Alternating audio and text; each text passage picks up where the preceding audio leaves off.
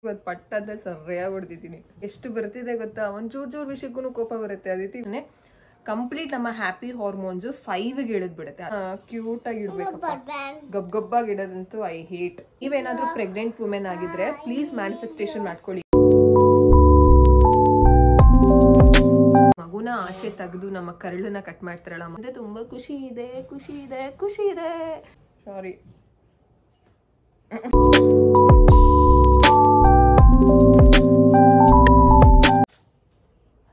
Hello everyone, ಎಲ್ಲರೂ ಹೇಗಿದ್ದೀರಾ? Super ಆಗಿದ್ದೀರಾ ಅಂತ ಅನ್ಕೊಂಡಿದ್ದೀನಿ. ಬೆಳಗ್ಗೆನೇ ವ್ಲಾಗ್ ಸ್ಟಾರ್ಟ್ ಮಾಡ್ತಿದ್ದೀನಿ. ಪಾಪುದು ಸ್ನಾನ ಆಯಿತು, ಮಲಗಿಸಿದ್ದೀನಿ. ಅದಿತಿದೂ ಸ್ನಾನ ಆಯಿತು. ಅವರಿಬ್ರದ್ದು ಸ್ನಾನ ಆಗ್ಬಿಟ್ರೆ ನನಗಂತೂ ಸಖತ್ತು ಏನಂತ ಹೇಳೋದು, ಸಮಾಧಾನ. ಬಿಸಿನೀರು ಸ್ವಲ್ಪ ಕಡಿಮೆ ಇದೆ, ಸ್ವಲ್ಪ ಬಿಸಿಲಾದ್ಮೇಲೆ ನಾನು ಸ್ನಾನ ಮಾಡೋಣ ಅಂತ ಅಂದ್ಬಿಟ್ಟು ಅದಿತಿಗೆ ರೆಡಿ ಮಾಡ್ತಿದ್ದೀನಿ. ಎದ್ದೊಳ್ತೀನಿ. ಯಪ್ಪ, ಪಾಪು ಆದ್ಮೇಲೆ ಒಂದು ಕೋಪ ಎಷ್ಟು ಬರ್ತಿದೆ ಗೊತ್ತಾ, ಒಂಚೂರು ವಿಷಯಕ್ಕೂ ಕೋಪ ಬರುತ್ತೆ. ಅದಿತಿ ಇವತ್ತು ಪಟ್ಟದ ಸರಿಯಾಗಿ ಹೊಡೆದಿದ್ದೀನಿ. ಸಾರಿ. ಮಕ್ಕಳೇ ಹಂಗಲ್ಲ, ನಾವು ಎಷ್ಟು ಏನೇ ಹೊಡೆದ್ರು ಏನೇ ಬೈದ್ರು ನಮ್ಮ ಹತ್ರನೇ ಬರ್ತಾರೆ ಪಾಪ. ಎಲ್ಲ ಎಲ್ಲಿ ಹೊಡೆದ್ರು ಮಮ್ಮ ಇವತ್ತು ಅದಿತಿಗೆ? ಇಲ್ಲಿ ಕಾಲ್ ಮೇಲೆ. ಸಾರಿ. ಯಾಕೆ ಹೊಡ್ದೆ? ಕರ್ದಿದ ತಕ್ಷಣ ಬರಬೇಕು ಅಲ್ಲ. ಏನು ಇವಾಗ ಕರೆದ್ರೆ ಬರೋದೇ ಇಲ್ಲ ಅಂತಾರೆ ಅಪ್ಪ. ಹಠ ಕಿರ್ಚೋದು. 2 ವರ್ಷ ಆದ್ಮೇಲಂತೂ ಯು ಕಾಂಟ್ ಪ್ರೆಡಿಕ್ಟ್ ಹೇಗಿರ್ತಾರೆ ಅಂತ. ನಾನು ಹಚ್ಬಿಡ್ತೀನಿ, ವೆಯ್ಟ್ ಮಾಡಿ, ಕಂದ ಟೈಮ್ ಆಗುತ್ತೆ.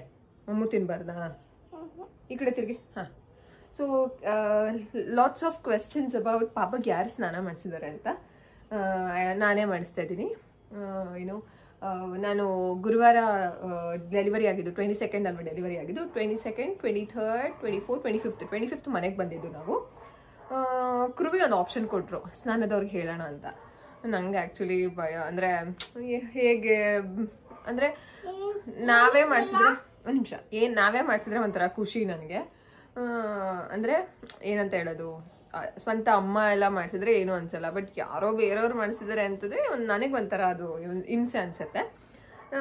ಅಂದರೆ ಅದು ಹೇಳ್ತಾರೆ ಗೊತ್ತಾ, ಕೆಲವ್ರ ಕೈಯಲ್ಲಿ ಮಕ್ಕಳು ಚೆನ್ನಾಗಿ ಬೆಳವಣಿಗೆ ಆಗಲ್ಲ ಅಂತ ಹೇಳ್ತಾರಲ್ವ. ಸೊ ಆ ಕಾರಣಕ್ಕೆ ಕಿವಿ ಹೊತ್ತಿ ಇಟ್ಕೊಂಡಿದ್ದೀನಲ್ಲ, ಹಾಂ, ಆ ಕಾರಣಕ್ಕೆ ನಾನು ನೋಡೋಣ ಅಂತ ಹೇಳಿದೆ. ಆಮೇಲೆ ಅವ್ರಿಗೆ ಹೇಳಿದ್ಕೆ ಮಗು ಸ್ವಲ್ಪ ಸಣ್ಣ ಇದೆ, ಹುಷಾರಾಗಿ ಮಾಡ್ಕೊಡ್ಬೇಕು ಅಂದಿದ್ಕೆ ಪಾಪು ವೆಯ್ಟ್ ಕೇಳಿದ್ರು ಅವರು.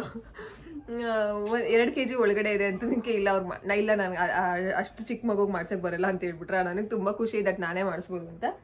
ಸೊ ನಾನೇ ಮಾಡಿಸ್ತಿದ್ದೀನಿ. ಸ್ಟಾರ್ಟಿಂಗ್ ಬಂದಮೇಲೆ ಒಂದು 3-4 ದಿನ ಆಚೆಗಡೆ ಅಂತಂದರೆ ಡಕ್ಕಿ ರೂಮಲ್ಲಿ, ಅಂತಂದರೆ ಸ್ನಾನದ ಮನೇಲಿ ಮಾಡಿಸಿಲ್ಲ. ನಾನು ಅದಿತಿಗೆ ಡಕ್ಕಿ ರೂಮ್ ಅಂತ ಹೇಳಿ ನಿಮಗೂ ಡಕ್ಕಿ ರೂಮ್ ಅಂತ ಹೇಳ್ತಾ ಇದ್ದೀನಿ. ಒಂದು ನಿಮಿಷ ಅದಿತಿ ಕ್ಲೀನಾಗಿ ಕ್ರೀಮ್ ಹಚ್ಬಿಡ್ತೀನಿ.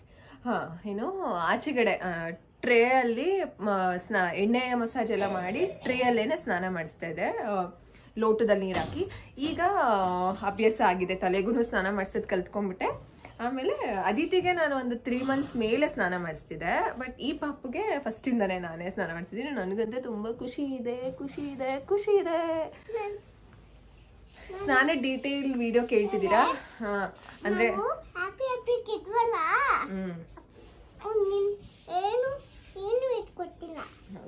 ಹ್ಯಾಪಿಗಿದ್ವಿ ನಾವು ಅದಿತಿ ಅಂತೂ ಫುಲ್ಲು ದಿನ ಎದ್ದ ತಕ್ಷಣ ಹೇಳ್ತಾ ಇರ್ತೀನಿ, ಹ್ಯಾಪಿ ಆಗಿರ್ಬೇಕು, ಮಮ್ಮಂಗೆ ಜಾಸ್ತಿ ಸ್ಟ್ರೆಸ್ ಮಾಡಬಾರ್ದು. ಮಮ್ಮಂಗೆ ಏನಾಗುತ್ತಪ್ಪ? ಕೋಪ ಬರುತ್ತೆ ಅಲ್ಲ. ನಿಜವಾಗ್ಲೂ ಎಷ್ಟು ಸತ್ಯ ಗೊತ್ತಾ, after delivery, right after delivery ಮಗುನ ಆಚೆ ತೆಗೆದು ನಮ್ಮ ಕರಳನ್ನ ಕಟ್ ಮಾಡ್ತಾರಲ್ಲ, ಮಗು ಮತ್ತು ಕರಳು, ಆವಾಗ ರೈಟ್ ಆಫ್ಟರ್ ಡೆಲಿವರಿ ನಮಗೆ ಒಂದು 90% ಅಷ್ಟು ಹ್ಯಾಪಿ ಹಾರ್ಮೋನ್ಸ್ ಇರುತ್ತೆ. ಅದೇ ಪಾಪು ಮತ್ತು ನಮ್ಮದು ಕರಳು ಕಟ್ ಮಾಡ್ತಾರಲ್ವಾ. ಸೊ ಅದಾಗಿದ ತಕ್ಷಣ ಕಂಪ್ಲೀಟ್ ನಮ್ಮ ಹ್ಯಾಪಿ ಹಾರ್ಮೋನ್ಸು 5ಗೆ ಇಳಿದ್ಬಿಡುತ್ತೆ. ಅದಕ್ಕೋಸ್ಕರನೇ ತುಂಬ ಟೆನ್ಷನ್ನು, ತುಂಬ ಸ್ಟ್ರೆಸ್ ಆಗೋದು. ಇಟ್ಸ್ ಕಂಪ್ಲೀಟ್ಲಿ ನಾರ್ಮಲ್ ನ್ಯೂ ಮಾಮ್ಸ್ಗೆ. ಬಟ್ ಈ ಟೈಮಲ್ಲಿ ಬೇಕಾಗಿರೋದೇನೆ ಸಪೋರ್ಟು. ಆಮೇಲೆ ಏನಂತ ಹೇಳೋದು, ಕೇರ್ ಬೇಕಾಗತ್ತೆ ಮಾಮೀಸ್ಗೆ. ಎಸ್, ನನಗಂತೂ ರೆಸ್ಟ್ ಚೆನ್ನಾಗಿದೆ, ಏನು ತೊಂದರೆ ಇಲ್ಲ, ಆರಾಮಾಗಿದ್ದೀನಿ, ಏನೂ ತೊಂದರೆ ಇಲ್ಲ. ಕೆಲವರು ತುಂಬ ಬೇಜಾರು ಮಾಡ್ಕೊಳ್ಳೋ, ಅಕ್ಕ ನಿಮ್ಗೆ ರೆಸ್ಟೇ ಇಲ್ಲ ಹಾಗೆ ಹೀಗೆ ಅಂತ. I am perfectly fine. ಖುಷಿ ಏನು ಅಂತಂದರೆ ಪಾಪು ಆರಾಮಾಗಿ ನಿದ್ದೆ ಮಾಡುತ್ತೆ. ನನಗಂತೂ ಅದೇನೂ ಟೆನ್ಷನ್ ಇಲ್ಲ. ಕೆಲವು ಮಕ್ಳುಗಳು ತುಂಬ ಹಠ ಮಾಡ್ತಾರೆ, ಆ ರೀತಿ ಇದ್ದಿದ್ರೆ ಎಷ್ಟು ತೊಂದರೆ ಆಗ್ತಿತ್ತು. ನೀವೇನಾದರೂ ಪ್ರೆಗ್ನೆಂಟ್ ವುಮೆನ್ ಆಗಿದ್ರೆ ಪ್ಲೀಸ್ ಮ್ಯಾನಿಫೆಸ್ಟೇಷನ್ ಮಾಡ್ಕೊಳ್ಳಿ. ನಿಮ್ಮ ಹೊಟ್ಟೆಯಲ್ಲಿ ಇದ್ದಾಗಲೇ ಮಗುಗೆ ಹೇಳ್ತಾ ಬನ್ನಿ. ನೈಟೆಲ್ಲ ನಿದ್ದೆ ಮಾಡ್ತೀರಾ ನೀವು, ಮಮ್ಮನ್ನ ತುಂಬ ಚೆನ್ನಾಗಿ ಅರ್ಥ ಮಾಡ್ಕೋತೀರಾ, ಮಮ್ಮಂಗೆ ಕಷ್ಟ ಆಗಬಾರ್ದು ಅಂತ ನೀವು ತುಂಬ ಅರ್ಥ ಮಾಡ್ಕೋತೀರಾ ಆ ಥರ ಹೇಳ್ತಾ ಬನ್ನಿ. ಇವನ್ ಅದಿತಿನೂ ಅಷ್ಟೇ, ಒಂದು ದಿನಕ್ಕೂ ಅವ್ರು ನಮಗೆ ರೋಸಿದ್ದೇ ಇಲ್ಲ. ಕೆಲವು ಮಕ್ಳುಗಳು 3 ತಿಂಗಳು ಅಳ್ತಾರೆ, 1 ತಿಂಗಳು ಅಳ್ತಾರೆ, ನೈಟೆಲ್ಲ ಅಳ್ತಾರೆ. ಅದೇನೋ ಹೇಳ್ತಾರಲ್ಲ, ಬೆಳಗ್ಗೆ ಹುಟ್ಟಿದ ಮಕ್ಕಳು ನೈಟ್ ಅಳ್ತಾರೆ, ನೈಟ್ ಹುಟ್ಟಿದ ಮಕ್ಕಳು ಬೆಳಗ್ಗೆ ಅಳ್ತಾರೆ. ಅದು ಅದಿತಿ ವಿಷಯದಲ್ಲೂ ಇಲ್ಲ, ಮುದುಗುಲನ್ ವಿಷಯದಲ್ಲೂ ಇಲ್ಲ. ಆಮೇಲೆ ಇವತ್ತು ಪಾಪುಗೆ ಫಸ್ಟು ನೇಲ್ಸ್ ಕಟ್ ಮಾಡಬೇಕು. ಹಾಸ್ಪಿಟಲಲ್ಲಿ ಕಟ್ ಮಾಡಿದ್ದು, ಅವಾಗ ಪುಟ್ಟದಾಗಿತ್ತು. ಇವಾಗಂತೂ ಫುಲ್ಲು ಉದ್ದುದ್ದ ಬಂದ್ಬಿಟ್ಟಿದೆ. ಇವಾಗ ಫಸ್ಟು ಅದಿತಿನ ರೆಡಿ ಮಾಡಿದ ತಕ್ಷಣ ನಂದು ಹೆಂಗಿದ್ರು ಸ್ನಾನ ಲೇಟ್ ಅಲ್ವಾ, ಸೊ ಉಗುರೆಲ್ಲ ಕಟ್ ಮಾಡಿ ಪಾಪು ಆರಾಮಾಗಿ ನಿದ್ದೆ ಮಾಡ್ತಿದ್ದೆ. ಮಕ್ಕಳು ನಿದ್ದೆ ಮಾಡುವಾಗಲೇ ಉಗುರು ಕಟ್ ಮಾಡಬೇಕು. ಸೊ ಉಗುರು ಕಟ್ ಮಾಡಬೇಕು. ಅದಿತಿಗೆ ಏನು ಹೇರ್ ಸ್ಟೈಲ್ ಹಾಕ್ಲಿ ಅಂತ ಯೋಚನೆ ಮಾಡ್ತಿದ್ದೀನಿ. ನಿನ್ನೆ ಜುಟ್ಟು ಹಾಕಿದ್ದೆ. ನಾನು ರೆಡಿ ಆಗ್ತೀನೋ ಆಗಲ್ವೋ ಗೊತ್ತಿಲ್ಲ, ಇದನ್ನಂತೂ ಕ್ಯೂಟಾಗಿ ರೆಡಿ ಮಾಡಿಬಿಡ್ಬೇಕು. ನನಗಂತೂ ಅದೇ ಇಷ್ಟ.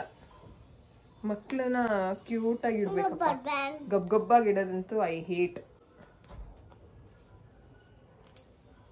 ಎಸ್, ಅದಿತಿನ ರೆಡಿ ಮಾಡಿ ಬ್ರೇಕ್ಫಾಸ್ಟ್ಗೆ ಇವತ್ತು ಕೃವಿ ಸೂಪ್ ಮಾಡಿದ್ದಾರೆ, ಕಾಲ್ ಸೂಪ್ ಕುಡಿದು ಅದಕ್ಕೇನೆ ರೈಸ್ ಅಂತೆ. ತುಂಬ ಮೈಲ್ಡಾಗಿ ಮಾಡ್ತಾರೆ. ಆಲ್ರೆಡಿ ಇದು 2ನೇ ಸಲ ಮಾಡಿರೋದು. ಕಾಲ್ ಸೂಪ್ ತುಂಬ ಒಳ್ಳೆಯದು. ಇವಾಗಂತೂ ಮೂಳೆಗಳಿಗೆ ಸಖತ್ತು. ನನಗಂತೂ ಕಾಲು ನೋವು ಬಂದ್ಬಿಟ್ಟಿದೆ. ಒಂಥರ ಬೆಳಗ್ಗೆ ಎದ್ದ ತಕ್ಷಣ ಕಾಲು ನೋವುತ್ತೆ. ಸೊ ಎಲ್ಲರಿಗೂ ಬರುತ್ತೆ ಅದು, ನನಗೆ ಅಂತ ಅಲ್ಲ. ಸೊ ಅದಕ್ಕೋಸ್ಕರ ಕಾಲ್ ಸೂಪ್ ಒಳ್ಳೆಯದು. ಅವರು ಹೋಟೆಲ್ ಫೀಲ್ಡಲ್ಲೇ ಇರೋದ್ರಿಂದ ಅವ್ರಿಗೆ ಗೊತ್ತು, ಹೊರಗಡೆ ಎಲ್ಲ ಚೆನ್ನಾಗಿರಲ್ಲ, ಸುಮ್ಮನೆ ಎಣ್ಣೆ ಹಾಕ್ತಾರೆ ಎಲ್ಲ. ಚಿನಿ ಹಾಂ, ನೈಸ್.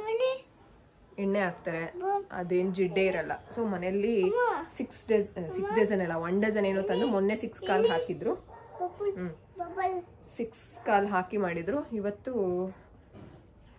6 ಕಾಲು ಹಾಕಿ ಮಾಡಿದ್ದಾರೆ. ಅದಿತಿಗಂತೂ ಕಾಲು ಅಂದರೆ ಫೇವ್ರೆಟು. ನನಗೂ ತಿನ್ನಕ್ಕೆ ಬಿಡಲ್ಲ, ಕೃವಿಗೂ ತಿನ್ನಕ್ಕೆ ಬಿಡಲ್ಲ.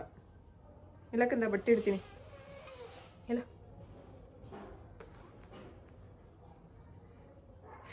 ಅಳಿಸೋಯ್ತು ಕಂದ. ನಿನ್ ಚೋಳಿ ಹೇಗೆ ಕಾಣಿಸ್ತಿದ್ದೀರ ನೋಡ. ಮಂಕಿ ಮರಿ ಯಾ. ಸೊ ಬ್ರೇಕ್ಫಾಸ್ಟ್ ಮಾಡಿ ನಾನು ವ್ಲಾಗ್ ಕಂಟಿನ್ಯೂ ಮಾಡ್ತೀನಿ. ಪಾಪುನೂ ಅವಾಗೆ ಸ್ನಾನ ಮಾಡಿಸಿ ಮಲಗಿಸಿದ್ರಿಂದ ಮಕ್ಕಳಿಗೆ ಸ್ನಾನ ಮಾಡಿಸಿದ ತಕ್ಷಣವೇ ತುಂಬ ಕೈ ಸಾಫ್ಟ್ ಆಗಿರುತ್ತೆ. ಆ್ಯಂಡ್ ಮಕ್ಕಳು ನಿದ್ದೆ ಮಾಡ್ತಿದ್ದಾಗಲೇ ಉಗುರು ಕಟ್ ಮಾಡಬೇಕು. ಸೊ ಫಸ್ಟು ಉಗುರು ಕಟ್ ಮಾಡಿಬಿಡೋಣ ಅಂತ ಅಂದ್ಬಿಟ್ಟು ಪಾಪುಗೆ ಲಿಟಲ್ ಏಗೆ ಉಗುರು ಕಟ್ ಮಾಡ್ತಾ ಇದ್ದೀನಿ. ಈ ರೀತಿ ತುಂಬ ಕೇರ್ಫುಲ್ಲಾಗಿ ನಾವು ಮಾಡಬೇಕಾಗತ್ತೆ. ಮಕ್ಕಳು ನಿದ್ದೆ ಮಾಡುವಾಗ ಬೆಸ್ಟ್ ಟೈಮ್. ಯಾವಾಗ ಮಕ್ಕಳಿಗೆ ಉಗುರು ಕಟ್ ಮಾಡಬೇಕು ಅಂತಂದರೆ, ಕೆಲವೊಂದು ಸಲ ಹಾಸ್ಪಿಟಲಲ್ಲೇ ನಾವು ಮಕ್ಕಳಿಗೆ ಉಗುರು ಕಟ್ ಮಾಡಬೇಕಾಗತ್ತೆ. ಅಕಸ್ಮಾತ್ ನೀವು ಹಾಸ್ಪಿಟಲಲ್ಲಿ ಉಗುರು ಕಟ್ ಮಾಡಿಲ್ಲ ಅಂತಂದರೆ ಮನೆಗೆ ಬಂದಮೇಲೆ ನೀವು ಮಕ್ಕಳಿಗೆ ಸ್ನಾನ ಮಾಡಿಸ್ತೀರಲ್ಲ, ಸೊ ಆವಾಗ್ಲೂ ಕಟ್ ಮಾಡ್ಕೋಬೋದು. ತುಂಬ ತಪ್ಪುಗಳನ್ನ ಮಕ್ಕಳ ನೇಲ್ ವಿಚಾರದಲ್ಲಿ ಕಟ್ಟಿಂಗ್ ಟೈಮಲ್ಲಿ ತುಂಬ ತಪ್ಪು ಮಾಡ್ತಾರೆ. ಕೆಲವರು ಬಾಯಲ್ಲಿ ಮಕ್ಕಳ ಒಂದು ಉಗುರನ್ನ ಕಟ್ ಮಾಡ್ತಾರೆ. ನೇಲ್ ಕಟರಲ್ಲಿ ಕಟ್ ಮಾಡಿದ್ರೆ ನಂಜಾಗತ್ತೆ ಅಂತ ಹೇಳ್ತಾರೆ.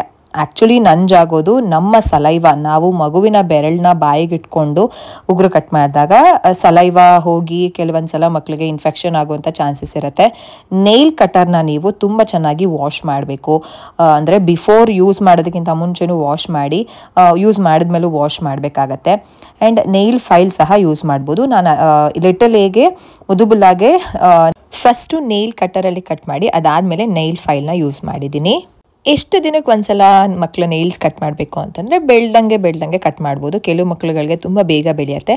ಎಲ್ಲ ಮಕ್ಕಳುಗಳದ್ದು ನೇಲ್ ತುಂಬ ಬೇಗ ಬೆಳೆಯುತ್ತೆ. ಅದು ಯೂಶಲಿ ಕೈ ಬೆರಳುಗಳದ್ದು ಬೇಗ ಬೆಳೆಯುತ್ತೆ, ಕಾಲ್ದು ಸ್ವಲ್ಪ ಲೇಟಾಗಿ ಬೆಳೆಯುತ್ತೆ. That's fine.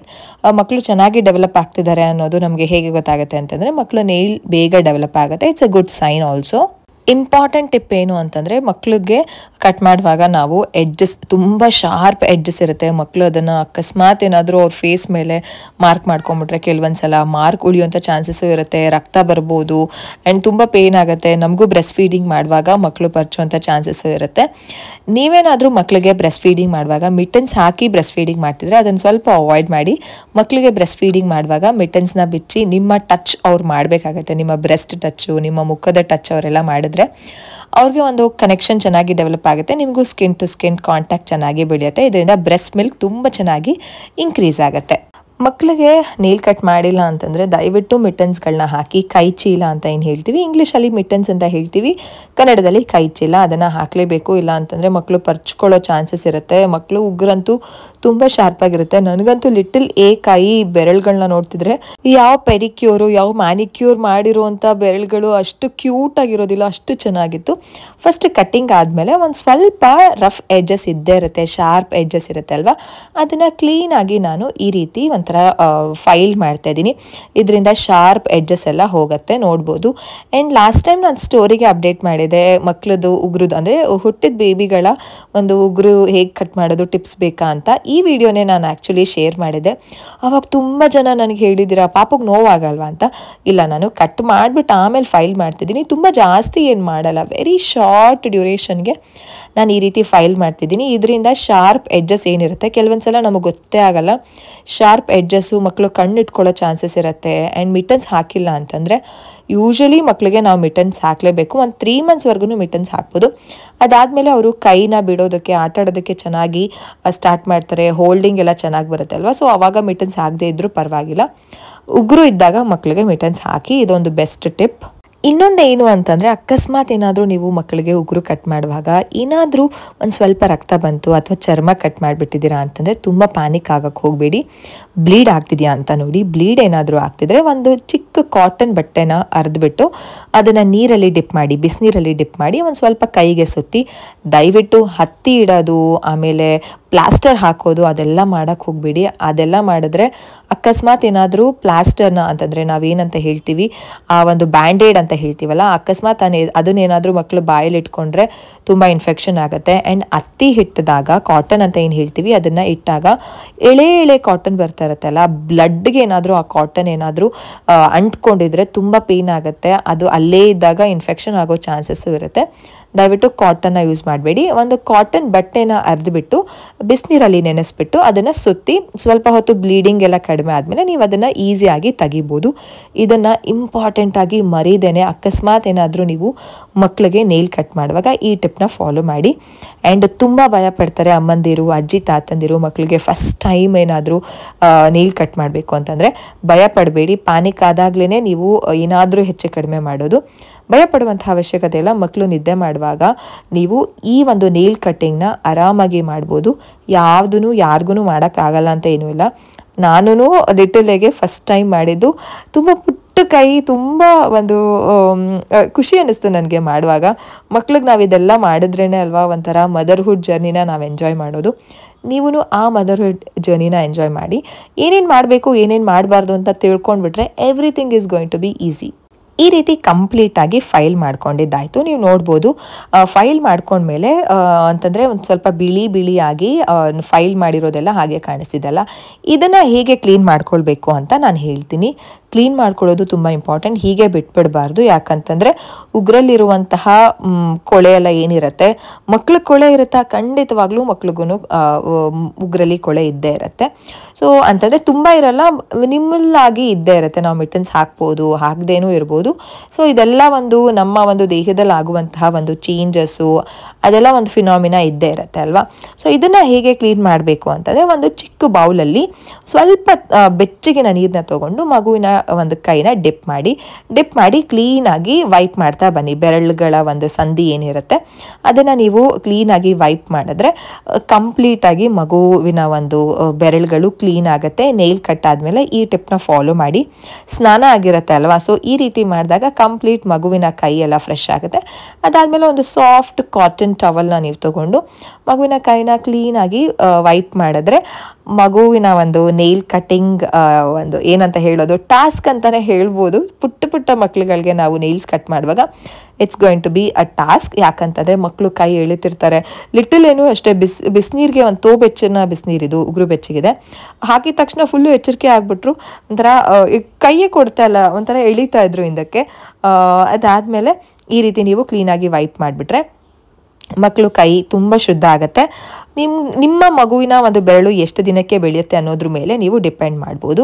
ಐ ಹೋಪ್ ಈ ನೇಲ್ ಕಟಿಂಗ್ ಟಿಪ್ಸ್ ನಿಮಗೆ ಇಷ್ಟ ಆಗಿದೆ ಅಂತ ಅಂದ್ಕೊಂಡಿದ್ದೀನಿ. ನೇಲ್ ಕಟಿಂಗ್ ಎಲ್ಲ ಆಯಿತು, 2 ಕೈದೂ ಮಾಡಿ ನೆಕ್ಸ್ಟ್ ಬ್ರೇಕ್ಫಾಸ್ಟ್ ಮಾಡೋಣ ಅಂತ ಅಂದ್ಬಿಟ್ಟು ಕೂತ್ಕೊಂಡೆ. ನನ್ನ ಬ್ರೇಕ್ಫಾಸ್ಟ್ಗೆ ಇವತ್ತು ಕ್ರುವಿ ಕೊಟ್ಟಿದ್ದು. ಬೆಳಗ್ಗೆನೆ ಬಿಸಿ ಬಿಸಿ ಅನ್ನ, ಅದಕ್ಕೆ ಕಾಲು ಸೋಪು, ಒಂದು 2 ಕಾಲು ಕೊಟ್ಟಿದ್ರು. ನೀವೇನಾದರೂ ವೆಜಿಟೇರಿಯನ್ ಆಗಿದ್ರೆ I am sorry for you.